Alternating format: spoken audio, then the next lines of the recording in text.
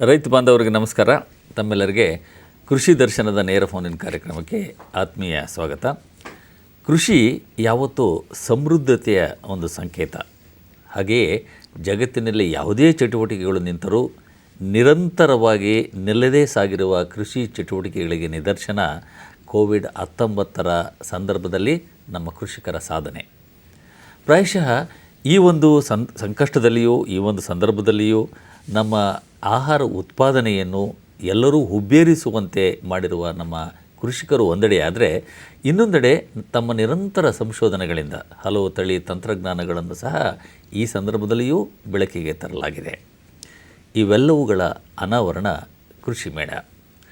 ಪ್ರತಿ ವರ್ಷ ಒಂದು ವಾರ್ಷಿಕ ಹಬ್ಬದಂತೆ, ಒಂದು ಹಸಿರು ಜಾತ್ರೆಯಂತೆ ಆಚರಿಸಲಾಗ್ತಾ ಇದ್ದ ಈ ಕೃಷಿ ಮೇಳದ ವಿಜೃಂಭಣೆಯನ್ನು ಈ ಒಂದು ಕೋವಿಡ್-19 ಕಸಿದುಕೊಂಡಿದೆ ಅಂತೇಳಿದರೂ ಸಹ ತಪ್ಪಾಗಲಿಕ್ಕಿಲ್ಲ. ಆದಾಗ್ಯೂ ಈ ಒಂದು ಜ್ಞಾನ ದಾಸೋಹ ನಿಲ್ಲದೇ ಇರಲಿ, ಈ ಒಂದು ತಂತ್ರಜ್ಞಾನ ನಿರಂತರವಾಗಿ ಕೃಷಿಕರಿಗೆ ಸಿಗುವಂತಾಗಲಿ ಎನ್ನುವ ಉದ್ದೇಶದಿಂದ ಬೆಂಗಳೂರು ಕೃಷಿ ವಿಶ್ವವಿದ್ಯಾನಿಲಯ ಇತ್ತೀಚೆಗಷ್ಟೇ ಈ ಬಾರಿಯ ಕೃಷಿ ಮೇಳವನ್ನು ಸರಳವಾಗಿ ಹಾಗೂ ಇದೇ ಮೊದಲ ಬಾರಿಗೆ ಈ ಒಂದು ವರ್ಚುವಲ್ ರೂಪದಲ್ಲೂ ಸಹ ಆಯೋಜಿಸಿ ರಾಷ್ಟ್ರದ ಗಮನವನ್ನು ಸಹ ಸೆಳೆಯುವಲ್ಲಿ ಯಶಸ್ವಿಯಾಯಿತು. ಈ ಒಂದು ಮಾದರಿಯಲ್ಲಿಯೇ ಮಂಡ್ಯದ VC ಫಾರಂನಲ್ಲಿ ಈ ಒಂದು ಡಿಸೆಂಬರ್ 8ರಂದು ಈ ಕೃಷಿ ಮೇಳವನ್ನು ಭಾಳ ಸರಳವಾಗಿ, ಸಂಕ್ಷಿಪ್ತವಾಗಿ, ಸುರಕ್ಷಿತವಾಗಿ, ಅಷ್ಟೇ ಅರ್ಥಪೂರ್ಣವಾಗಿ ಆಚರಿಸಲು ಈಗಾಗಲೇ ಸಕಲ ರೀತಿಯಲ್ಲಿ ಸಜ್ಜಾಗಿದೆ. ಕೃಷಿಕರಿಗೆ ಭೌತಿಕವಾಗಿ ಹಾಗೂ ಆನ್ಲೈನ್ ಮೂಲಕ ಈ ಕೃಷಿ ಮೇಳವನ್ನು ನೋಡಲಿಕ್ಕೆ ವ್ಯವಸ್ಥೆ ಕಲ್ಪಿಸಲಾಗಿದೆ. ಕಬ್ಬು, ಭತ್ತ, ತೆಂಗು, ಬಾಳೆ ಹೀಗೆ ವೈವಿಧ್ಯಮಯ ಬೆಳೆಯನ್ನು ಹೊಂದಿರುವ ಈ ಒಂದು VC ಫಾರ್ಮ್ನ ಕೃಷಿ ಮೇಳ ಅಂದ ತಕ್ಷಣ ನಮ್ಮೆಲ್ಲರಲ್ಲಿ ಎಲ್ಲೋ ಒಂದು ಕಡೆ ಸಾಕಷ್ಟು ನಿರೀಕ್ಷೆಗಳು ಬರುವುದು ಸಹಜ. ಹಾಗಾಗಿ ಈ ಎಲ್ಲ ನಿರೀಕ್ಷೆಗಳಿಗೆ ಉತ್ತರ ಕೊಡಲಿಕ್ಕೆ ಆ ಒಂದು ವಲಯ ಸಂಶೋಧನಾ ಕೇಂದ್ರದ ಮುಖ್ಯಸ್ಥರು ಅಂದರೆ ಸಹ ಸಂಶೋಧನಾ ನಿರ್ದೇಶಕರಾಗಿರುವ ಡಾಕ್ಟರ್ SN ವಾಸುದೇವನ್ರವರು ಈ ದಿನ ನಮ್ಮೊಟ್ಟಿಗಿದ್ದಾರೆ.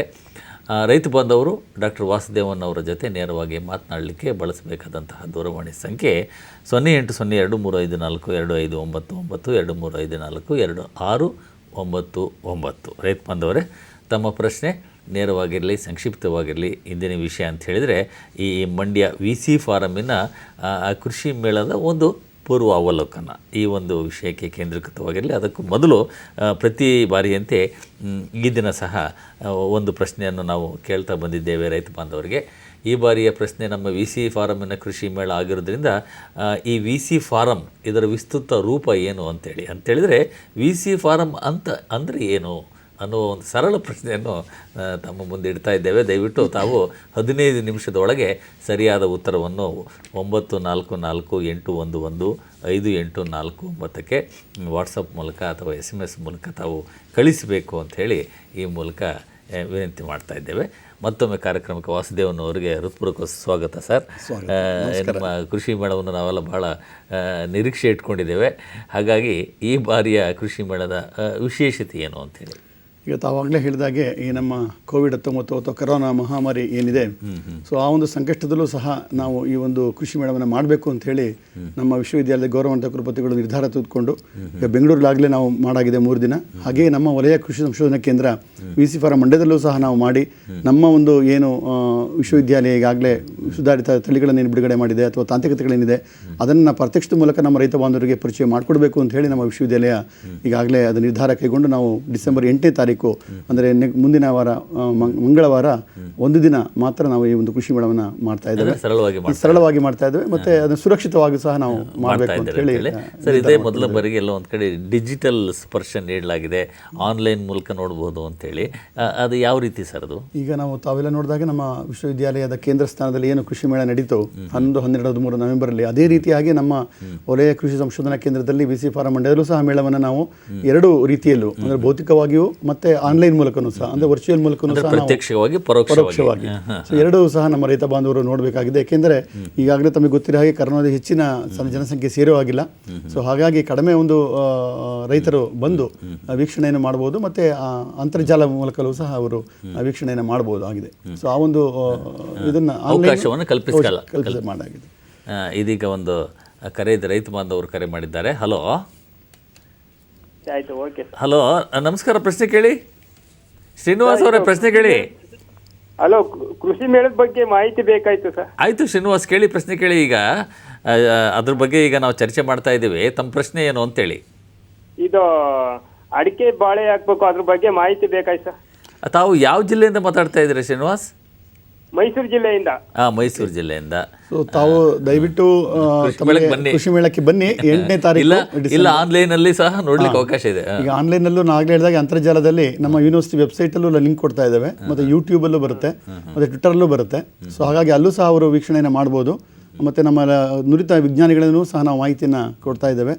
ಮತ್ತು ಖುದ್ದಾಗಿಯೂ ಸಹ ಅವರು ನಮ್ಮ ಕೃಷಿ ಮೇಳಕ್ಕೆ ಬಂದು ಮಾಹಿತಿಯನ್ನು ಕೊಡ್ಬೋದು. ಸ್ವಲ್ಪ ಸಂಖ್ಯೆಯಲ್ಲಿ ಬಂದು ಮಾಹಿತಿಯನ್ನು ತೆಗೆದುಕೊಂಡು, ಯಾಕೆಂದರೆ ನಾವು ಆಗಲೇ ಪ್ರಾತ್ಯಕ್ಷಿಕ ಮೂಲಕ ನಾವು ಮಾಡಿದ್ದೇವೆ.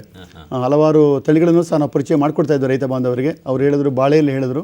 ಸೊ ಬಾಳೆಯಲ್ಲೂ ಸಹ ನಾವು ಏಲಕ್ಕಿ ಬಾಳೆ ಇರ್ಬೋದು, ಅಥವಾ ಪಚ್ಚಬಾಳೆ ಅಂತ ಏನು ಹೇಳ್ತೀವಿ, G9 ಅಂತ ಏನು ಹೈಬ್ರಿಡ್ ಇದೆ, ಅದನ್ನು ನಾವು ಅಂಗಾಂಶ ಕೃಷಿಯಲ್ಲಿ, ಅಂದರೆ ನಮ್ಮ ಟಿಶ್ಯೂ ಕಲ್ಚರಲ್ಲಿ ಉತ್ಪಾದನೆ ಮಾಡಿದಂಥ ಸಸ್ಯಗಳನ್ನು ಅದನ್ನು ನಾವು ಮಾಡಿ ಪ್ರಾತ್ಯಕ್ಷಿಕ ಮೂಲಕ ನಮ್ಮ ರೈತ ಬಾಂಧವರಿಗೆ ತೋರಿಸ್ಕೊಡ್ತಾ ಇದ್ದೇವೆ ಈ ವರ್ಷ. ಸರ್, ಈಗ ನಾವು ಈ ಕೃಷಿ ಮೇಳ ಅಂದ ತಕ್ಷಣ ಈಗ ಹೊಸ ತಳಿ, ಹೊಸ ತಂತ್ರಜ್ಞಾನಗಳ ಒಂದು ಪ್ರದರ್ಶನ ಅಂಥೇಳಿ ಸರಳವಾಗಿ ಹೇಳ್ಬೇಕಂದ್ರೆ, ಈಗ ನಿಮ್ಮಲ್ಲಿ ಈ ಬಾರಿ ಏನೆಲ್ಲ ಹೊಸ ತಂತ್ರಜ್ಞಾನಗಳನ್ನ ಪರಿಚಯ ಮಾಡಲಾಗ್ತಾ ಇದೆ ಅಂತ? ತಮಗೆಲ್ಲ ಗೊತ್ತಿರೋ ಹಾಗೆ ನಮ್ಮದು ಮಂಡ್ಯ ಭತ್ತ ನಾಡು ಹಾಗೂ ಸಕ್ಕರೆ ನಾಡು. ಸೊ ಈ ಎರಡು ಬೆಳೆಗಳಲ್ಲಿ ಹೆಚ್ಚಿನ ಒಂದು ಪ್ರಾಮುಖ್ಯತೆಯನ್ನು ನಾವು ಕೊಟ್ಟಿದ್ದೇವೆ. ಸೊ ಭತ್ತದಲ್ಲಿ ಈಗಾಗಲೇ ನಾವು ಏನು ಸುಧಾರಿತ ತಳಿಗಳು ನಮ್ಮ ವಿಶ್ವವಿದ್ಯಾಲಯ ಬಿಡುಗಡೆ ಮಾಡಿದೆ. ಸೊ ಅದನ್ನು ಪರಿಚಯ ಮಾಡಿಕೊಡ್ತಾ ಇದ್ದೇವೆ. ಮತ್ತು ಈಗೇನು ಮುಂದಿನ ವರ್ಷ ನಾವು ಬಿಡುಗಡೆ ಮಾಡುವಂತಹ ಹಂತದಲ್ಲಿದೆ ತಳಿಗಳು. ಸೊ ಅದನ್ನು ಸಹ ನಮ್ಮ ರೈತ ಬಾಂಧವರಿಗೆ ನಾವು ಪರಿಚಯವನ್ನು ಮಾಡಿಕೊಡ್ತಾ ಇದ್ದೇವೆ. ಅದರಲ್ಲೂ ಹೆಚ್ಚಿನ ಒಂದು ಪ್ರಾಮುಖ್ಯತೆ ಎಂದರೆ ನೀರು ನಿರ್ವಹಣೆ ಬಗ್ಗೆ. ಕಡಿಮೆ ನೀರಿನಲ್ಲಿ ಹೇಗೆ ಉತ್ಪಾದಕತೆಯನ್ನು ಜಾಸ್ತಿ ಮಾಡಬಹುದು, ಈ ನಮ್ಮ ಒಂದು ಭತ್ತ ಮತ್ತು ಕಬ್ಬಿನಲ್ಲಿ ಆ ಒಂದು ಪ್ರತ್ಯಕ್ಷತೆ ಮೂಲಕ ನಿಮ್ಮಲ್ಲಿ ಈ ಇಸ್ರೇಲ್ ತಂತ್ರಜ್ಞಾನಗಳ ಬಳಕೆಗೂ ಸಹ ಇಸ್ರೇಲ್ ತಂತ್ರಜ್ಞಾನ ಆಗಲೇ ಕಳೆದ ವರ್ಷ ಪರಿಚಯ ಮಾಡಿಕೊಟ್ಟಿದ್ದೇವೆ. ಅದನ್ನ ಮುಂದುವರಿದು ಇನ್ನೂ ತಂತ್ರಜ್ಞಾನ ಅಂದರೆ ನಾವು ದೂರ ಸಂವೇದಿ ನೀರಿನ ಬಳಕೆಯ ಬಗ್ಗೆ ಹೊಸ ಪದ್ಧತಿ ಅದು. ಸೊ ಈಗಾಗಲೇ ನಮ್ಮ ವಿಶ್ವವಿದ್ಯಾಲಯ ಒಂದು ಖಾಸಗಿ ಸಂಸ್ಥೆ ಕಲ್ಟಿವೇಟ್ ಅಂತ ಒಂದು ಸಂಸ್ಥೆಯಲ್ಲಿ ಒಡಂಬಡಿಕೆಯನ್ನು ಮಾಡಿಕೊಂಡಿದೆ. ಸೊ ಆ ಒಂದು ಸಂಸ್ಥೆಯ ಮುಖಾಂತರ ನಮ್ಮ ವಿಶ್ವವಿದ್ಯಾಲಯ ಅಲ್ಲಿ ಸಂಶೋಧನೆಯನ್ನು ಮಾಡ್ತಾ ಇದ್ದೇವೆ ಇಸಿ ಫಾರಂ ಅಲ್ಲಿ. ಮತ್ತೆ ಪ್ರತ್ಯಕ್ಷತೆ ಮೂಲಕ ನಾವು ಈ ಒಂದು ವಿವಿಧ ಬೆಳೆಗಳಲ್ಲಿ ನಾವು ತೋರಿಸ್ಕೊಡ್ತಾ ಇದ್ದೇವೆ. ಇದರಿಗೆ ತಾವು ಹೇಳ್ತಾ ಇದ್ರಿ ದೂರ ಸಂವೇದಿ ಅಂತೇಳಿ, ಇದೊಂಥರ ಹೊಸ ತಂತ್ರಜ್ಞಾನ. ಇದರ ಜೊತೆಗೆ ಈ ಆಟೋಮೇಷನ್ ಬಗ್ಗೆ ಸರ್, ಈಗ ಸ್ವಯಂ ಚಾಲಿತ, ಈಗ ಎಲ್ಲೋ ಒಂದು ಕಡೆ ನಮಗೆ ಕೃಷಿ ಕಾರ್ಮಿಕರ ಸಮಸ್ಯೆ ಆಗ್ತಾ ಇದೆ, ರೈತರಿಗೆ ನೆರವಾಗಬೇಕು, ನಾವು ತಂತ್ರಜ್ಞಾನಗಳು ಕೃಷಿಯಲ್ಲಿ ಬಳಕೆ ಆಗಬೇಕು, ಇದ್ರ ಬಗ್ಗೆ ಏನೆಲ್ಲ ಪ್ರಾತ್ಯಕ್ಷಿಕೆಗಳನ್ನ ವ್ಯವಸ್ಥೆ ಮಾಡಲಾಗಿದೆ? ಭತ್ತದಲ್ಲಿ ಸಹ ಈ ತಂತ್ರಜ್ಞಾನವನ್ನು ನಾವು ತೋರಿಸ್ಕೊಡ್ತಾ ಇದ್ದೇವೆ. ಸೊ ಅಂದರೆ ನಮ್ಮ ಬೆಳೆಗಳಿಗೆ ಎಷ್ಟು ನೀರು ಬೇಕು, ಯಾವ ಹಂತದಲ್ಲಿ ಎಷ್ಟು ನೀರು ಬೇಕಾಗುತ್ತೆ, ಪ್ರಮಾಣದಲ್ಲಿ ನೀರು ಬೇಕು ಅನ್ನೋದನ್ನ ಆ ಒಂದು ಯಂತ್ರದ ಮೂಲಕ ನಾವು ಮಾಡಿ ತೋರಿಸ್ಕೊಡ್ತಾ ಇದ್ದೇವೆ. ಇದರಿಂದ ಏನಾಗುತ್ತೆ, ಕಡಿಮೆ ನೀರಿನ ಒಂದು ಬಳಕೆಯಿಂದ ಹೆಚ್ಚಿನ ಉತ್ಪಾದಕತೆಯನ್ನು ಮಾಡ್ಬೋದು. ಮತ್ತು ನಮ್ಮ ಮಣ್ಣಿನ ಒಂದು ಆರೋಗ್ಯವನ್ನು ಕಾಪಾಡಿಕೊಳ್ಳಲಿಕ್ಕೆ ಅನುಕೂಲ ಆಗುತ್ತೆ.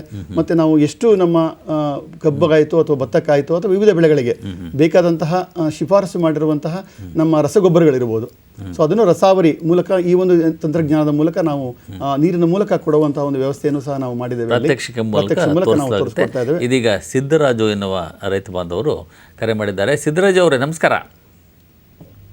ಹಲೋ ಸಿದ್ದರಾಜು ಅವರೇ ನಮಸ್ಕಾರ, ಪ್ರಶ್ನೆ ಕೇಳಿ.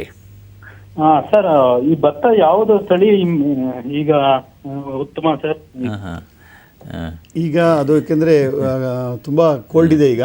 ಸೊ ತುಂಬ ಚಳಿ ಇರೋದ್ರಿಂದ ಅದು CTH1 ಅಂತಿದೆ, CTH4 ಅಂತಿದೆ. ನಮ್ಮ ವಿಶ್ವವಿದ್ಯಾಲಯ ಆಗಲೇ ಭಾಳ ವರ್ಷಗಳ ಹಿಂದೆ ನಾನು ಬಿಡುಗಡೆ ಮಾಡಿದೆ.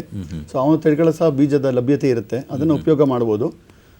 ಇಲ್ಲ ಇದ್ದಲ್ಲಿ ತಾವು ಬಂದರೆ ನಮ್ಮ ಕೃಷಿ ಮೇಳಕ್ಕೆ ವೀಕ್ಷಣೆ ಮಾಡಿದ್ರೆ ಸೊ ನಮಗೆ ನುರಿತ ವಿಜ್ಞಾನಿಗಳಿಂದ ಮಾಹಿತಿನೂ ಸಹ ಕೊಡ್ತೇವೆ. ಮತ್ತೆ ಪ್ರಾಯಶಃ ಅವರು ಯಾದಗಿರಿಯಿಂದ ಕರೆ ಮಾಡಿದ್ರು ಅನ್ಸುತ್ತೆ.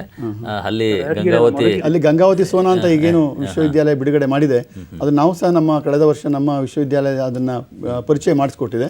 ಸೊ ಅದನ್ನ ಬೀಜದನ್ನು ಸಹ ನಾವು ಉತ್ಪಾದನೆ ಮಾಡ್ತಾ ಇದ್ದೇವೆ. ಈ ಒಂದು ಸಂದರ್ಭದಲ್ಲಿ ಬಿತ್ತನೆ ಮಾಡಬಹುದು ಅಂತ. ಅದು ಈಗ ಅದು ಯಾಕಂದ್ರೆ ಚಳಿ ತುಂಬಾ ಇರೋದ್ರಿಂದ ಈಗ ಅದು ಸಮಯ ಸೂಕ್ತ ಅಲ್ಲ. ಜನವರಿ ಅಥವಾ ಫೆಬ್ರವರಿ ಆದ್ಮೇಲೆ ಅದನ್ನ ಬೆಳೆದ್ರೆ ಒಳ್ಳೇದು ಅಂತ. ಸರ್, ಈಗ ಬಹಳ ಒಂದು ಪ್ರಮುಖವಾದ ಪ್ರಶ್ನೆ ಏನಂತ ಹೇಳಿದರೆ, ಇದು VC ಫಾರಂ ಕೃಷಿ ಮೇಳ ಆಗಿರೋದ್ರಿಂದ ವಿಶೇಷವಾಗಿ ನಾವು ಕೇಳೋದು, ಮಂಡ್ಯ ಅಂದ ತಕ್ಷಣ ನಮ್ಮ ಕಣ್ಣು ಮುಂದೆ ಬರೋದು ಭತ್ತ ಮತ್ತು ಕಬ್ಬು ಪ್ರಮುಖವಾದ ಬೆಳೆಗಳು. ಎಲ್ಲೋ ಒಂದು ಕಡೆ ನೀರು ಲಭ್ಯ ಇದೆ, ಇಲ್ಲ ಅಂತಲ್ಲ. ಆದರೂ ಮುಂದಿನ ದಿನಗಳು ಇದೇ ರೀತಿ ಇರುತ್ತೆ ಅನ್ನೋ ಒಂದು ಏನು ನಮ್ಮ ಒಂದು ಅಪೇಕ್ಷೆ. ಎಲ್ಲೋ ಒಂದು ಕಡೆ ತೊಂದರೆ ಆಗ್ಬೋದು, ವಾತಾವರಣದಲ್ಲಿ ಬದಲಾವಣೆ, ಸಾಕಷ್ಟು ತೊಂದರೆಗಳಾಗ್ತಾ ಇದೆ. ಈ ಪರ್ಯಾಯ ಬೆಳೆಗಳು ಅಂದರೆ ಭತ್ತ ಮತ್ತು ಕಬ್ಬಿನಲ್ಲಿ ಪರ್ಯಾಯ ಬೆಳೆಗಳನ್ನು ಬೆಳೆಯುವಂತಹ ಒಂದು ವ್ಯವಸ್ಥೆ, ಯಾವೆಲ್ಲ ಬೆಳೆಗಳು ಬೆಳೀಬಹುದು? ಈಗಾಗಲೇ ಆ ರೀತಿ ಬೆಳೆದಂತಹ ಪ್ರಾತ್ಯಕ್ಷಿಕೆಗಳು ಮೇಳದಲ್ಲಿ ಇದೆಯೇ? ಹೌದು, ಒಳ್ಳೆಯ ಪ್ರಶ್ನೆ ಕೇಳಿದ್ರಿ. ಈಗ ಹಲವಾರು ವರ್ಷಗಳಿಂದ ನಮ್ಮ ರೈತ ಬಾಂಧವರಿಗೆ ತಿಳಿಪಡಿಸ್ತಾ ಇದ್ದೇವೆ. ಅಂದರೆ ಭತ್ತ ಮತ್ತು ಕಬ್ಬು ಬಿಟ್ಟು ಪರ್ಯಾಯ ಬೆಳೆಗಳಿಗೆ ತಾವು ಹೋಗಬೇಕಾಗುತ್ತದೆ. ಯಾಕೆಂದರೆ ತಾವೇ ಹೇಳಿದಾಗೆ ಈ ಒಂದು ವಾತಾವರಣ ವೈಪರೀತ್ಯದಿಂದ ನಮಗೆ ಮಳೆ ಸರಿಯಾದ ಸಮಯಕ್ಕೆ ಬರ್ತಾ ಇಲ್ಲ. ಬಂದರೂ ಸಹ ಏನಾಗುತ್ತೆ, ಒಂದು ದಿನ ಹೆಚ್ಚಿನ ಒಂದು ಮಳೆ ಬರುತ್ತೆ, ಒಂದು ತಿಂಗಳು ಮತ್ತೆ ಮಳೆನೇ ಬರೋದಿಲ್ಲ. ಸೊ ಇಂಥ ಒಂದು ಸಂದಿಗ್ಧ ಪರಿಸ್ಥಿತಿಯಲ್ಲಿ ಅವರು ಬೇರೆ ಒಂದು ಪರ್ಯಾಯ ಬೆಳೆಗಳಿಗೆ ಒತ್ತನ್ನು ಕೊಡಬೇಕಾಗುತ್ತೆ. ಆ ನಿಟ್ಟಿನಲ್ಲಿ ನಮ್ಮ ವಿಶ್ವವಿದ್ಯಾಲಯ, ನಮ್ಮ ಒಂದು VC ಫಾರ್ಮ್ನಲ್ಲಿ ನಾವು ಹಲವಾರು ಬೆಳೆಗಳನ್ನು ಪರಿಚಯ ಮಾಡಿಕೊಡ್ತಾ ಇದ್ದೇವೆ. ಉದಾಹರಣೆ ಸರ್, ಈಗ ಹತ್ತಿ ಇರ್ಬೋದು, ಅದರ ಸಂಕೀರ್ಣ ಹತ್ತಿ ಇದೆ. ಸೊ ಅದು ಈಗಾಗಲೇ ನಮ್ಮ ಕರ್ನಾಟಕ ರಾಜ್ಯ ಬೀಜ ನಿಗಮ ಮತ್ತು ಧಾರವಾಡ ಕೃಷಿ ವಿಶ್ವವಿದ್ಯಾಲಯ ಏನು ಒಂದು BT ಹತ್ತಿಯನ್ನು, ಹೊಸ ಒಂದು ತಳಿಯನ್ನು, ಹೈಬ್ರಿಡ್ ತಳಿಯನ್ನು ಬಿಡುಗಡೆ ಮಾಡಿದೆ. ಸೊ ಅದರ ಒಂದು ಪ್ರದರ್ಶನವೂ ಸಹ ನಾವು ಈ ವರ್ಷ ಹಮ್ಮಿಕೊಂಡಿದ್ದೇವೆ. ಅದಲ್ಲದೆ ಕ್ಯಾಸ್ಟರ್ ಅಂದರೆ ಹರಳು ಬೆಳೆ ಇರ್ಬೋದು, ಸೂರ್ಯಕಾಂತಿ ಇರ್ಬೋದು, ನೆಲಗಡಲೆ ಇರ್ಬೋದು, ಮತ್ತು ದ್ವಿದಳ ಧಾನ್ಯಗಳಿರ್ಬೋದು. ಇವುಗಳನ್ನ ಅಂತರ ಬೆಳೆಯಾಗಿ ಬೆಳಿಬೋದು, ಅಂತರ ಬೆಳೆಯಾಗೂ ಬೆಳಿಬೋದು, ಮತ್ತೆ ಪರ್ಯಾಯ ಬೆಳೆಯಾಗಿ ಬೆಳಿಬೋದು. ಮತ್ತೆ ಜೋಳ ಇರ್ಬೋದು. ಸೊ ಎಲ್ಲ ಒಂದು ಬೆಳೆಗಳನ್ನು, ಪರ್ಯಾಯ ಬೆಳೆಗಳನ್ನು ನಾವು ಈ ಪ್ರತ್ಯಕ್ಷದ ಮೂಲಕ ತೋರಿಸ್ಕೊಡ್ತಾ ಇದ್ದೇವೆ. ಮತ್ತು ಮೆಕ್ಕೆಜೋಳನೂ ಇರ್ಬೋದು. ಮೆಕ್ಕೆಜೋಳದಲ್ಲಿ ಆಗಲೇ ನಾವು ಈಗಾಗಲೇ ಹಲವಾರು ತಳಿಗಳನ್ನು ನಮ್ಮ ವಿಶ್ವವಿದ್ಯಾಲಯ ಬಿಡುಗಡೆ ಮಾಡಿದ್ದೇವೆ. ಸೊ ಅದನ್ನು ಸಹ ನಾವು ಪ್ರತ್ಯಕ್ಷದ ಮೂಲಕ ನಾವು ತೋರಿಸ್ಕೊಡ್ತಾ ಇದ್ದೇವೆ. ಸರ್, ಈಗ ಈ ಒಂದು ಕೃಷಿ ಮೇಳದಲ್ಲಿ ಯಾವೆಲ್ಲ ತಂತ್ರಜ್ಞಾನಗಳು, ಅಂದರೆ ಇದೇ ಮೊದಲ ಬಾರಿಗೆ ಪರಿಚಯ ಮಾಡ್ತಾ ಇದ್ದಾರೆ, ಅಂದರೆ ಈ ತಳಿಗಳಾಗಿರ್ಬೋದು, ಈ ತಳಿಗಳ ಬಿಡುಗಡೆ ಆಗಿರ್ಬೋದು, ಅಥವಾ ಬಿಡುಗಡೆಗೆ ಪೂರ್ವಭಾವಿಯಾಗಿ ಈಗಾಗಲೇ ಬಿಡುಗಡೆಗೆ ಸಿದ್ಧವಾಗಿರುವ ತಾಂತ್ರಿಕತೆಗಳನ್ನು ಪರಿಚಯ ಮಾಡ್ತಾ ಇದ್ದಾರೆ. ಈಗ ನಮ್ಮ ವಿಶ್ವವಿದ್ಯಾಲಯಕ್ಕೆ ಬಿಡುಗಡೆ ಮಾಡಿರುವಂತಹ ಹಲವಾರು ತಳಿಗಳು ಏನು ಪ್ರಚಲಿತ ಆಗಿದೆ, ಅದನ್ನು ಬೀಜೋತ್ಪಾದನೆಯನ್ನು ಕೈಗೊಳ್ತಾ ಇದ್ದೇವೆ. ಆ ಒಂದು ತಳಿಗಳನ್ನು ಸಹ ನಾವು ಪ್ರತ್ಯಕ್ಷ ಮೂಲಕ ತೋರಿಸ್ಕೊಡ್ತಾ ಇದ್ದೇವೆ. ಅದಲ್ಲದೆ ತಾವು ಹೇಳಿದಾಗ ಈಗ ಕ್ಷೇತ್ರ ಪ್ರಯೋಗವನ್ನು ಕೈಗೊಳ್ತಾ ಇದ್ದೇವೆ ಈ ಒಂದು ಹಂಗಾಮಿನಲ್ಲಿ. ಮುಂದಿನ ದಿನಗಳಲ್ಲಿ ಈಗ ಮಾರ್ಚ್ ಅಲ್ಲಿ ನಾವು ಈ ಮುಂದಿನ ವರ್ಷ ಬಿಡುಗಡೆ ಮಾಡುವಂತಹ ಒಂದು ತಳಿಗಳಿದ್ದಾವೆ. 2 ತಳಿಗಳು ನಮ್ಮ ಭತ್ತದಲ್ಲಿದೆ. ಸೊ ಅದು KMP 220 ಅಂತ ಹೇಳಿ, ಇದು ಜ್ಯೋತಿಗೆ ಪರ್ಯಾಯವಾಗಿರುವಂತಹ ಒಂದು ತಳಿ. ಈಗಾಗಲೇ ಜ್ಯೋತಿ ಬಹಳ ವರ್ಷ ಆಗಿದೆ ಅದು ಬಿಡುಗಡೆ ಮಾಡಿ. ಅದರಲ್ಲಿ ಬಹಳಷ್ಟು ಸಮಸ್ಯೆಯನ್ನು ನಮ್ಮ ರೈತ ಬಾಂಧವರು ಅನುಭವಿಸ್ತಾ ಇದೆ. ಅಂದರೆ ಅದರಲ್ಲಿ ಬೆರಕೆ ಜಾಸ್ತಿ ಇದೆ, ಇಳುವರಿ ಕಡಿಮೆ ಆಗ್ತಾ ಇದೆ, ರೋಗಕ್ಕೆ ತುತ್ತಾಗ್ತಾ ಇದೆ. ಸೊ ಅಂತಹ ಒಂದು ತಳಿಗೆ ಪರ್ಯಾಯವಾಗಿ ನಮ್ಮ ವಿಜ್ಞಾನಿಗಳಿಗಾಗಲೇ ಹೊಸ ಒಂದು ನೂತನವಾದ ತಳಿಯನ್ನು ಕಂಡುಹಿಡಿದಿದ್ದಾರೆ. ಅದು ಕ್ಷೇತ್ರ ಪ್ರಯೋಗ ನಮ್ಮ ರೈತ ಹೊಲದಲ್ಲಿ ಗದ್ದೆಗಳಲ್ಲಿ ನೋಡ್ಬೋದು. ಅದನ್ನು ಪ್ರತಿಷ್ಠೆ ಮೂಲಕ ತೋರಿಸ್ಕೊಡ್ತಾ ಇದ್ದೇವೆ. KMP 220 ಅಂತ ಹೇಳಿ ಜ್ಯೋತಿಗೆ ತಳಿಗೆ ಪರ್ಯಾಯವಾಗಿ ಒಂದು ತಳಿ ಇದೆ, ಮತ್ತು ಅದು ಕೆಂಪು ತಳಿ. ಅದಲ್ಲದೆ ಮತ್ತು ಫೈನ್ ವೆರೈಟಿ ಅಂತಲೇ ಹೇಳ್ತೇವೆ. ಸೊ ಅದರದ್ದು ಒಂದು ತಳಿಯನ್ನು ಸಹ ನಾವು ಬಿಡುಗಡೆ ಮಾಡಲಿದ್ದೇವೆ. ಅದು MSN 99 ಅಂತ ಹೇಳಿ. ಸೊ ಆ ಒಂದು ಹೊಸ ತಳಿಯ ಒಂದು ಪರಿಚಯವನ್ನು ಸಹ ಪ್ರತ್ಯಕ್ಷ ಮೂಲಕ ನಾವು ತೋರಿಸ್ಕೊಡ್ತಾ ಇದ್ದೇವೆ.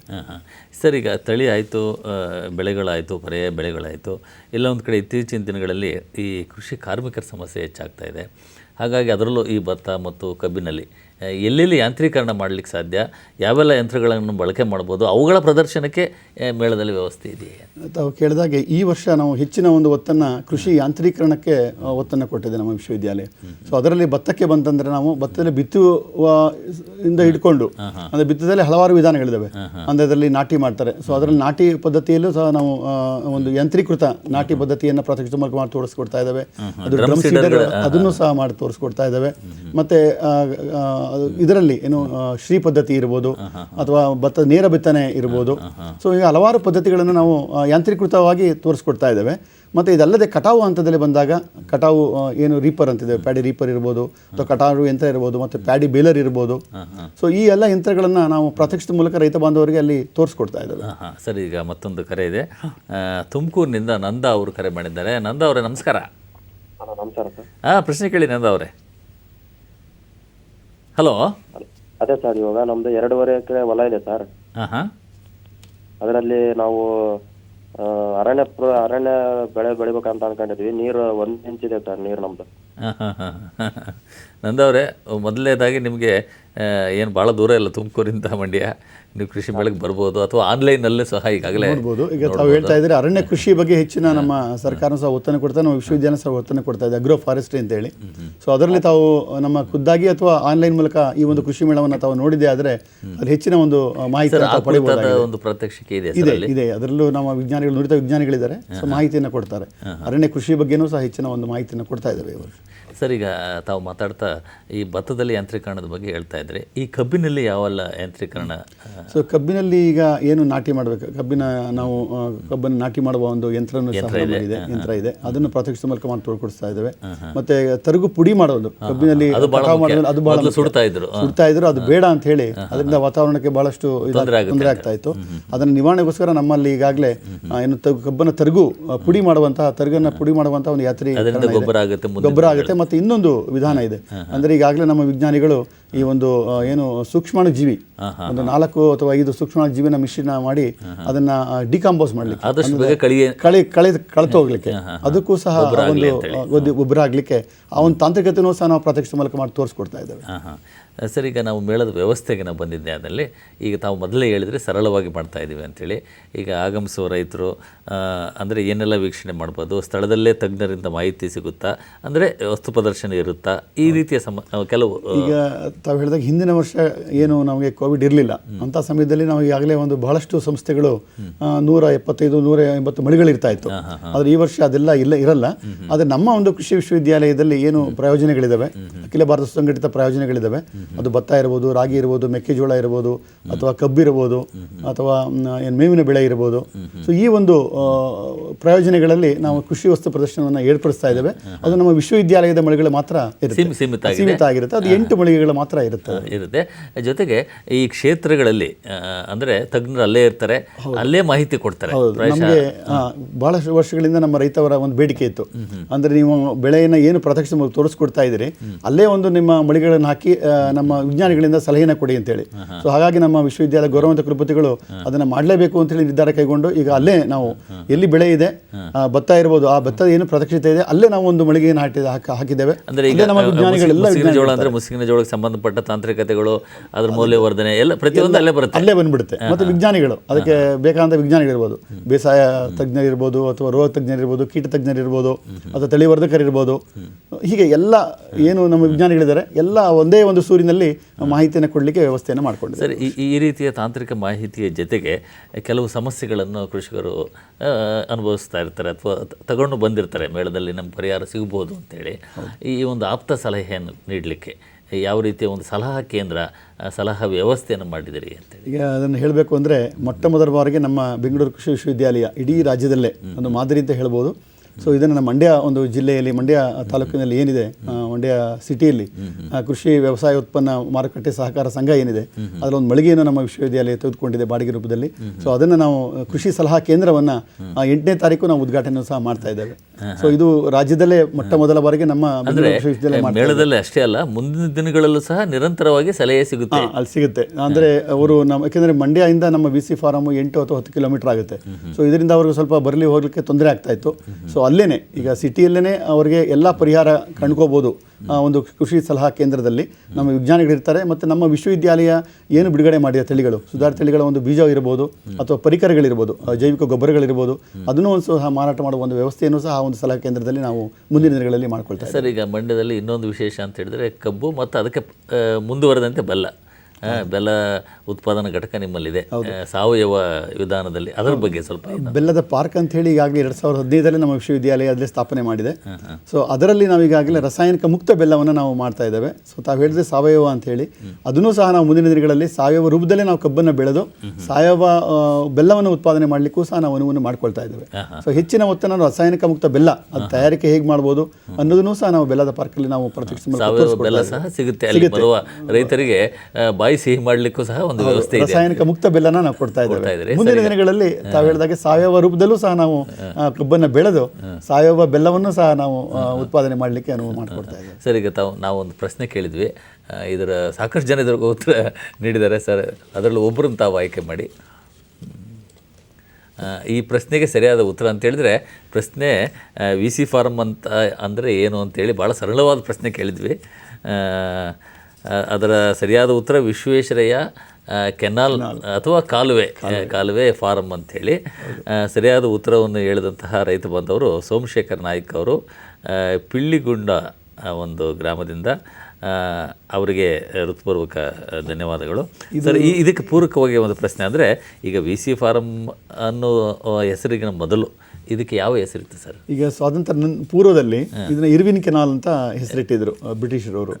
ಆಮೇಲೆ ಸ್ವಾತಂತ್ರ್ಯ ನಂತರ ನಮ್ಮ ವಿಶ್ವೇಶ್ವರಯ್ಯನವರು, ನಮ್ಮ ಭಾರತ ರತ್ನ ಸರ್ ವಿಶ್ವೇಶ್ವರಯ್ಯರ ಕೊಡುಗೆ, ಅವರ ಸ್ಮರಣಾರ್ಥವಾಗಿ ಬಹಳಷ್ಟು ಕೊಡುಗೆ ಕೊಟ್ಟಿದ್ದಾರೆ. ಕನ್ನಂಬಾಡಿ ಕಟ್ಟೆಯನ್ನು ಕಟ್ಟಿ ನಮ್ಮ KRS ಅವರ ಒಂದು ಸ್ಮರಣಾರ್ಥವಾಗಿ ಇದನ್ನ ವಿಶ್ವೇಶ್ವರಯ್ಯ ಕೆನಾಲ್ ಅಂತ ಹೇಳಿ ಅದನ್ನ ಬಹಳ ಜನಕ್ಕೆ VC ಫಾರಮ್ ಅಂತೇಳಿ ಬಹಳ ಇದು ಜನಪ್ರಿಯ ಆಗಿ ಹೋಗಿದೆ. ಸರ್, ಈಗ ಕೊನೆಯದಾಗಿ ಈಗ ಮೇಳಕ್ಕೆ ಪ್ರತ್ಯಕ್ಷವಾಗಿ ಕೆಲವು ರೈತರು ಬರ್ತಾರೆ. ಈ ಕೋವಿಡ್ ಸಂದರ್ಭದಲ್ಲಿ ಕೆಲವು ಮುಂಜಾಗ್ರತೆ ಕ್ರಮಗಳನ್ನ ಕೈಗೊಳ್ಳಬೇಕು? ಈಗ ನಮ್ಮ ರಾಜ್ಯ ಸರ್ಕಾರದ ಮುಂಜಾಗ್ರತೆ ಕ್ರಮಗಳು ಏನಂತ ಕೊಟ್ಟಿದೆ, ಈಗ ಅದನ್ನು ಮಾಸ್ಕನ್ನು ಕಡ್ಡಾಯವಾಗಿ ಧರಿಸಬೇಕಾಗ್ತದೆ. ಮತ್ತು ಅಲ್ಲಿ ನಾವು ಸ್ಯಾನಿಟೈಸರ್ಗೂ ಸಹ ಒಂದು ಅದನ್ನು ಬಳಸೋದಕ್ಕೆ ಅಲ್ಲಿ ನಾವು ವ್ಯವಸ್ಥೆಯನ್ನು ಮಾಡಿದ್ದೇವೆ. ಮತ್ತು ಸಾಮಾಜಿಕ ಅಂತರವನ್ನು ಕಾಪಾಡ್ಕೊಳ್ಳಿಕ್ಕೂ ಸಹ ನಾವು ವ್ಯವಸ್ಥೆ ಮಾಡಿದ್ದೇವೆ. ಅದಕ್ಕೆ ಕೇವಲ ಒಂದು 400 ಅಥವಾ 500 ಜನ ಕೂತ್ಕೊಳ್ಳಿಕ್ಕೆ ಒಂದು ವ್ಯವಸ್ಥೆಯನ್ನು ನಾವು ಮಾಡಿಕೊಂಡಿದ್ದೇವೆ. ಸೊ ಹಾಗಾಗಿ ರೈತ ಬಾಂಧವರು ಬರೋದಾದರೆ ಈ ಎಲ್ಲ ಒಂದು ಕ್ರಮಗಳನ್ನು, ಒಂದು ಮುಂಜಾಗ್ರತಾ ಕ್ರಮಗಳನ್ನು ಕಡ್ಡಾಯವಾಗಿ ಅವರು ಮಾಸ್ಕನ್ನು ಧರಿಸಲೇಬೇಕಾಗ್ತದೆ. ಸಾಮಾಜಿಕ ಅಂತರವನ್ನು ಕಾಪಾಡ್ಕೋಬೇಕಾಗುತ್ತೆ. ಮತ್ತು ಸ್ಯಾನಿಟೈಸರ್ ನಾವೇನು ಇಟ್ಟಿರ್ತೇವೆ ಅದನ್ನು ತಾವು ಬಳಸ್ಕೊಂಡು ಈ ಒಂದು ಕೃಷಿ ಮೇಳ ಒಂದು ಪಕ್ಷ ಬರಲಿಕ್ಕೆ ಸಾಧ್ಯ ಆಗಿಲ್ಲ ಅಂದರೆ ಆನ್ಲೈನ್ ಸಹ ತಾವು ನೋಡಬಹುದು. ಈಗ ನಮ್ಮ ವಿಶ್ವವಿದ್ಯಾಲಯ ಅದಕ್ಕೂ ಸಹ ಒಂದು ವ್ಯವಸ್ಥೆಯನ್ನು ಮಾಡಿದೆ. ಸೊ ಆನ್ಲೈನ್ ಮೂಲಕ ಅದನ್ನು ತಾವು ಏನು ವೀಕ್ಷಿಸಬಹುದಾಗಿದೆ. ಜಾಲತಾಣಗಳಲ್ಲಿ ಇದೆಲ್ಲ ನಮ್ಮ ಪ್ರತ್ಯಕ್ಷವಾಗಿ ಅದನ್ನು ಪರೋಕ್ಷವಾಗಿ ನಮ್ಮ ರೈತ ಬಾಂಧವರು ಇದರ ಉಪಯೋಗವನ್ನು ಪಡ್ಕೋಬಹುದು. ರೈತ ಬಾಂಧವರೇ, VC ಫಾರಂ ಕೃಷಿ ಮೇಳದ ಬಗ್ಗೆ ವಾಸುದೇವನ್ ಅವರು ಭಾಳ ಸಂಕ್ಷಿಪ್ತವಾಗಿ ಮಾಹಿತಿ ತಿಳಿಸ್ಕೊಟ್ಟಿದ್ದಾರೆ. ಎಲ್ಲೋ ಒಂದು ಕಡೆ ನಮ್ಮೆಲ್ಲರಲ್ಲಿ ಆಸಕ್ತಿ. ಸೊ ಇನ್ನೊಂದು ವಿಷಯ ಹೇಳಲಿಕ್ಕೆ ಇಚ್ಛೆಪಡ್ತೇನೆ. ಸೊ ಈ ವರ್ಷ ನಾವು ನಮ್ಮ ವಿಶ್ವವಿದ್ಯಾಲಯದ ಒಂದು ನಿರ್ದೇಶನದಂತೆ ನ್ಯೂಟ್ರಿ ಗಾರ್ಡನ್ ಸಹ ನಾವು ಮಾಡಿದ್ದೇವೆ. ಪೌಷ್ಟಿಕ ಕೈತೋಟವನ್ನು ಮಾಡಿದ್ದೇವೆ. ಅದು ಪ್ರತ್ಯಕ್ಷದ ಮೂಲಕ ಮಾಡಿ ತೋರಿಸ್ಕೊಡ್ತಾ ಇದ್ದೇವೆ. ಸುಮಾರು 40 ರಿಂದ 45 ಪೌಷ್ಟಿಕಯುಕ್ತ ಒಂದು ಬೆಳೆಗಳನ್ನು ನಾವು ಬೆಳೆದಿದ್ದೇವೆ. ಅದಲ್ಲದೆ ನಾವು ಒಂದು ಅಂದರೆ ಈ ಕೋವಿಡ್ ಸಂದರ್ಭದಲ್ಲಿ ಮುಂದಿನ ದಿನಗಳಲ್ಲಿ ನಾವು ಪೌಷ್ಟಿಕ ಆಹಾರಕ್ಕೆ ಹೆಚ್ಚಿನ ಒತ್ತು ಕೊಡಬೇಕಾಗುತ್ತೆ. ಅದರಲ್ಲಿ ಸುಗಂಧ ದ್ರವ್ಯ ಇರಬಹುದು ಮತ್ತು ಔಷಧೀಯ ಬೆಳೆಗಳೇನಿದೆ ಅದರದ್ದು ಸಹ ನಾವು ಪ್ರತ್ಯಕ್ಷದ ಮೂಲಕ ತೋರಿಸ್ಕೊಡ್ತಾ ಇದ್ದೇವೆ. ಪ್ರಾಯಶಃ ಈ ಎಲ್ಲ ತಂತ್ರಜ್ಞಾನಗಳನ್ನು ತಾವು ಬಂದು ವೀಕ್ಷಿಸಿ ಅಥವಾ ಆನ್ಲೈನ್ ಮೂಲಕ ವೀಕ್ಷಿಸಿ ಇದರ ಸದುಪಯೋಗವನ್ನು ತಾವು ಪಡಿಸಿಕೊಂಡು ತಮ್ಮ ಕೃಷಿಯನ್ನು ಇನ್ನೂ ಹೆಚ್ಚು ಲಾಭದಾಯಕವಾಗಿ ಮಾಡಿಕೊಳ್ಬೇಕು ಅಂತೇಳಿ ವಿನಂತಿ ಮಾಡ್ತಾ ಈ ಕಾರ್ಯಕ್ರಮಕ್ಕೆ ಆಗಮಿಸಿ ಕೃಷಿ ಮೇಳದ ಒಂದು ಪೂರ್ವಾವಲೋಕನ, ಒಂದು ಪಕ್ಷಿ ನೋಟವನ್ನು ನೀಡಿದಂತಹ ಡಾಕ್ಟರ್ ವಾಸುದೇವನ್ ಅವರಿಗೆ ನಮ್ಮ ಎಲ್ಲ ರೈತ ಬಾಂಧವರ ವತಿಯಿಂದ ಹೃತ್ಪೂರ್ವಕ ಧನ್ಯವಾದಗಳು. ನಮಸ್ಕಾರ.